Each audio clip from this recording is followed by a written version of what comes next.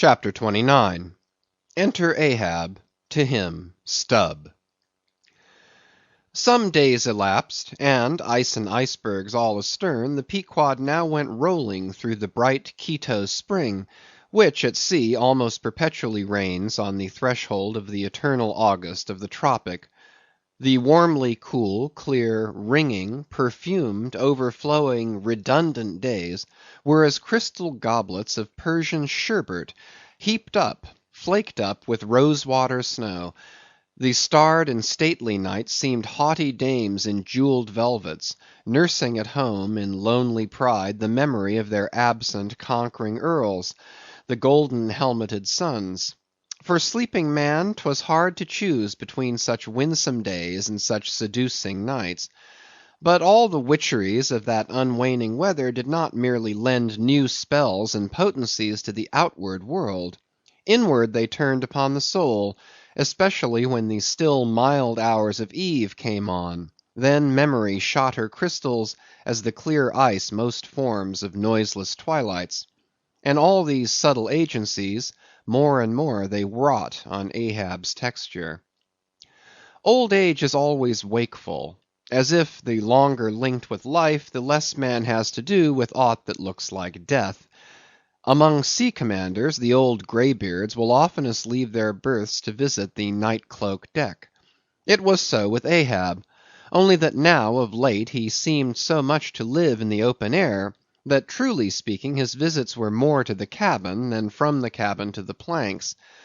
"It feels like going down into one's tomb," he would mutter to himself, "for an old captain like me to be descending this narrow scuttle, to go to my grave-dug berth." So almost every 24 hours, when the watches of the night were set, and the band on deck sentineled the slumbers of the band below, and when, if a rope was to be hauled upon the forecastle, the sailors flung it not rudely down as by day, but with some cautiousness dropped it to its place for fear of disturbing their slumbering shipmates; when this sort of steady quietude would begin to prevail, habitually the silent steersman would watch the cabin scuttle, and ere long the old man would emerge, gripping at the iron banister to help his crippled way. Some considering touch of humanity was in him, for at times like these he usually abstained from patrolling the quarter-deck, because to his wearied mates, seeking repose within 6 inches of his ivory heel, such would have been the reverberating crack and din of that bony step, that their dreams would have been on the crunching teeth of sharks. But once, the mood was on him too deep for common regardings; and as with heavy lumber-like pace he was measuring the ship from taffrail to mainmast, Stubb, the old second mate, came up from below, with a certain unassured deprecating humorousness, hinted that if Captain Ahab was pleased to walk the planks, then no one could say nay, but there might be some way of muffling the noise; hinting something indistinctly and hesitatingly about a globe of tow, and the insertion into it of the ivory heel. Ah, Stubb, thou didst not know Ahab then. "Am I a cannon ball, Stubb," said Ahab, "that thou wouldst wad me that fashion? But go thy ways, I had forgot. Below to thy nightly grave, where such as ye sleep between shrouds, to use ye to filling one at last. Down, dog, and kennel." Starting at the unforeseen concluding exclamation of the so suddenly scornful old man, Stubb was speechless for a moment, and then said excitedly, "I am not used to be spoken to that way, sir. I do but less than half like it, sir." "Avast!" gritted Ahab between his set teeth, and violently moving away as if to avoid some passionate temptation. "No, sir, not yet," said Stubb, emboldened. "I will not tamely be called a dog, sir." "Then be called 10 times a donkey, and a mule, and an ass, and begone, or I'll clear the world of thee." As he said this, Ahab advanced upon him with such overbearing terrors in his aspect, that Stubb involuntarily retreated.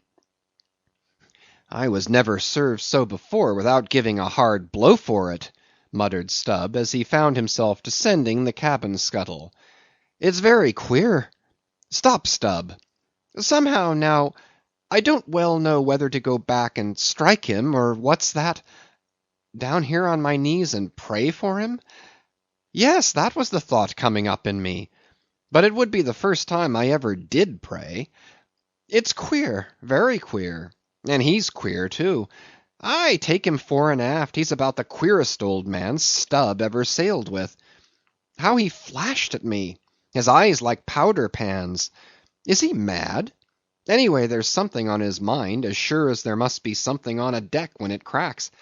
He ain't in his bed now, either, more than 3 hours out of 24, and he don't sleep then. Didn't that doughboy, the steward, tell me that of a morning he always finds the old man's hammock clothes all rumpled and tumbled, and the sheets down at the foot, and the coverlid almost tied into knots, and the pillow a sort of frightful hot, as though a baked brick had been on it. A hot old man! I guess he's got what some folks ashore call a conscience. It's a kind of tick-dolly row, they say. Worse nor a toothache. Well, well, I don't know what it is, but the Lord keep me from catching it. He's full of riddles. I wonder what he goes into the afterhold for every night, as Doughboy tells me he suspects.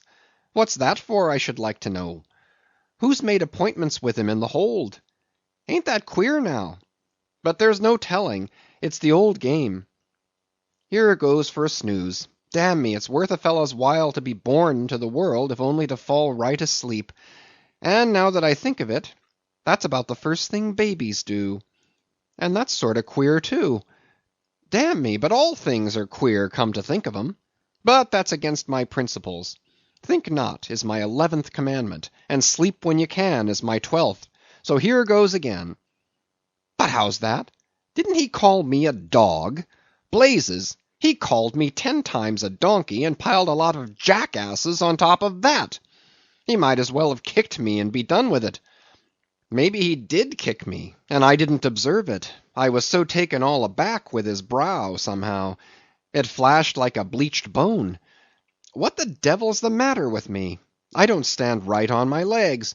Coming afoul of that old man has a sort of turned me wrong side out. By the Lord, I must have been dreaming, though. How? But the only way is to stash it. So here goes to hammock again, and in the morning I'll see how this plaguey juggling thinks over by daylight.